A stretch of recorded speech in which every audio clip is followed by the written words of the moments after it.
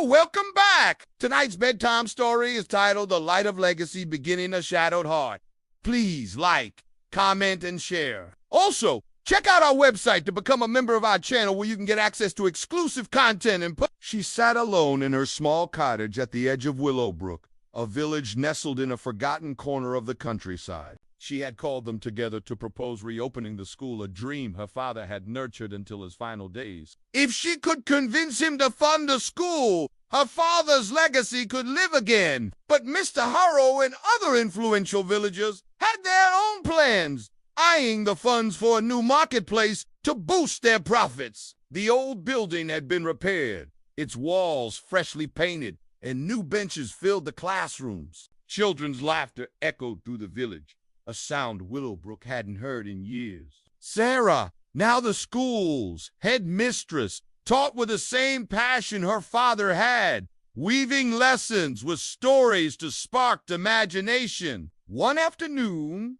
as she taught a reading class, a shy girl named Lily raised her hand. "Miss Sarah, can I be a writer like you want to be?" Sarah smiled, her heart swelling. "Lily, you can be anything you dream of. Just hold your dreams tight and never let go." That evening, Sarah sat by the window, rereading her father's letter. The words felt alive now, no longer a distant memory, but a living truth. She had not only revived the school, but kindled hope in every child's heart. The moon shone brightly, casting a soft glow over Willowbrook, and Sarah felt a peace she hadn't known since her father's passing. The village was changing. Parents began to dream for their children, and even Mr. Harrow, humbled by the school's success, donated books from his own collection. Sarah's cottage, once a place of grief, became a hub of ideas where children gathered to share stories and dreams. As she looked out at the starlit sky, Sarah whispered, "Thank you, Dad. Your light still shines." Her father's legacy lived on not just in the school, but in the hearts of a new generation, forever changed by the power of hope and perseverance. Sarah spent a sleepless night crafting a letter to Mr. Bennett, pouring her heart into every word. And if you enjoy our videos, do you don't forget to subscribe to our channel so that you will be notified every time we upload a new video. Also, check out our website to become a member of our channel where you can get access to exclusive content and we'll see you next time. She wrote of her father's dream, the children's potential, and the village's need for hope. The final line read, "If we deny our children education, we steal their future." The air was crisp, and the scent of freshly turned earth lingered as farmers and shopkeepers gathered, their faces etched with skepticism. Villagers crowded around, their voices a mix of excitement and greed. Mr. Harrow took the lead, presenting his plan for a marketplace with a booming voice, promising prosperity. The crowd cheered, but Sarah's heart sank. She clutched her letter, her palms sweaty, knowing this was her last chance. Stepping forward, she raised her voice, trembling but resolute. "Mr. Bennett, please, may I speak?" Mr. Harrow scoffed. "Sarah, this is no place for childish dreams. Sit down." But Mr. Bennett, a stern man with kind eyes, raised a hand. "Let her speak."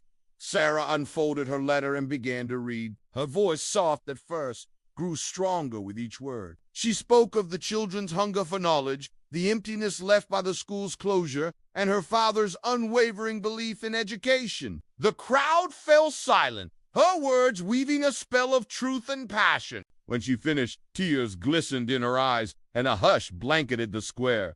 Mr. Bennett's face softened. "You remind me of my own father, a teacher like yours. Your words carry his spirit. This village needs a school, not a market." Mr. Harrow protested, his face red with anger, but Mr. Bennett silenced him. "The funds will go to the school, and Sarah will oversee it." The crowd erupted in cheers, and Sarah's knees buckled with relief. Tears streamed down her face as villagers, once skeptical, clapped her on the back. It was a moment of triumph, but she knew the real work was just beginning. "Sarah, this is a waste of time," grumbled Mr. Harrow, the village elder, stroking his gray beard. "We've no money for a school. The children need to work, not dream." Sarah took a deep breath, her father's letter tucked in her pocket like a talisman. Mr. Horror, without education, our children have no future. Don't you want them to be doctors, teachers, or artists? Don't you want more for Willow? A few villagers nodded thoughtfully, but most shook their heads and turned away. Defeated but not broken, Sarah returned home. She confided in her mother, Eleanor, a quiet woman whose strength lay in her unwavering support. "Mum, am I chasing a ghost?" Sarah asked, her voice cracking. Eleanor placed a gentle hand on her daughter's cheek. "Dreams born from the heart are never ghosts, Sarah. They're seeds. You just need to plant them with courage." Inspired, Sarah decided to start small. The next day, she gathered a handful of children in her cottage's tiny garden. Using her father's old chalkboard and a stack of tattered books, she began teaching them to read and write. Their wide eyes and eager questions reignited her hope, but she knew this was only the beginning. The real challenge lay ahead. Moonlight filtered through the cracked window, casting pale shadows on the worn wooden floor. In her lap lay a letter, its edges yellowed with age, penned by her late father, Thomas. His words, written in a steady hand, pierced her heart. "My dear Sarah, never let the world dim your light. Your dreams are your legacy. Hold them close, no matter the cost." Sarah's eyes brimmed with tears. 2 years ago, her father, the village's beloved school teacher, had passed away after a long illness. His death left a void in Willowbrook, not just in Sarah's heart, but in the community. The village school, once a beacon of hope, had shuttered, and with it, the dreams of the children faded into the monotony of farm work and survival. Sarah, once a bright student with dreams of becoming a writer, felt her own spark dimming under the weight of grief and the village's apathy. "Am I foolish to believe I can change anything?" she whispered, clutching the letter. Her voice trembled, but deep within, a flicker of resolve burned, refusing to be extinguished. "Now let's begin." The night was heavy with silence, broken only by the soft rustle of papers in Sarah's trembling hands. The next morning, Sarah stood in the village square, her heart pounding as she faced a small crowd of neighbors. Rumors soon spread that a government official, Mr. Bennett, was visiting Willowbrook to allocate funds for village development. Sarah saw a glimmer of opportunity. The day of Mr. Bennett's visit arrived, and the village square buzzed with anticipation. Months later, the school stood reborn. And that's the end of today's bedtime story. Please remember to like, comment, and share.